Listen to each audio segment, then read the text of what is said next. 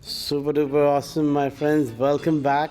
Guess who is there today with me? Chandu over here. And we are in Bulgaria. We just done with Excel Days Bulgaria. And Chandu have presented about Power Query, and I was here talking about Office scripts. And it was lovely. So, as you know, always, whenever I'm in Bulgaria, I always try to find some time, and thank you, Chandu, for giving your time today.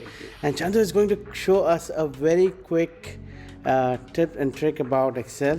So, Chandu, what is there for us? What is there for the audience, and what do you have to say to them? Hey everyone, thank you so much, and thanks Faraz. So this is a quick tip. We all know we have got Power Query and formulas and all sorts of things in Excel, but sometimes you don't have time to do all of that. You just want something quick and dirty, like you have to have it right now. You don't have time to go and set up the query and all of that. Yes. So here I have got some dates. You can see that 3 of them are not looking like the dates, and the 4th one is looking like 7th of Jan. But in fact, the problem is I want all of them to be read as, for example, 7th Jan should be 1st of July. So the formatting is a bit off. So this is the quick and dirty trick. I won't use Power Query if I just want this like in 10 seconds. I don't want to waste any time. So I'll select everything, and then I go to my data ribbon. Perfect. Click on text to columns. Okay. And go next.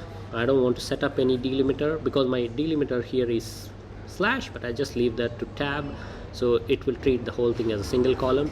And then here is the simple trick.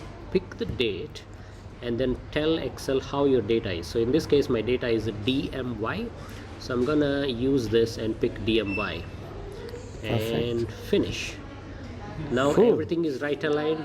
Even the 7th Jan became 1st of July. So this is really helpful because sometimes I use it when I download the bank statement. My bank uses different formatting, so some of them looks like left aligned, some of them right aligned. No worries, I just do it. All the dates are done. And because it's a bank statement, I'm not gonna download it every month. I just need that for that specific thing. It's done. Absolutely, so that's right. the tip. And this tip is really so cool, you know, that we always use delimiter just by putting commas and all that thing, but nobody like try to go and explore it like somewhere over here that come date and DDMMYY. You can use any combination, so you can see all the 6 combinations are there. So even if you're getting some very weird dates, you can use this. So this is a massive time saver right there. Cool. Wow.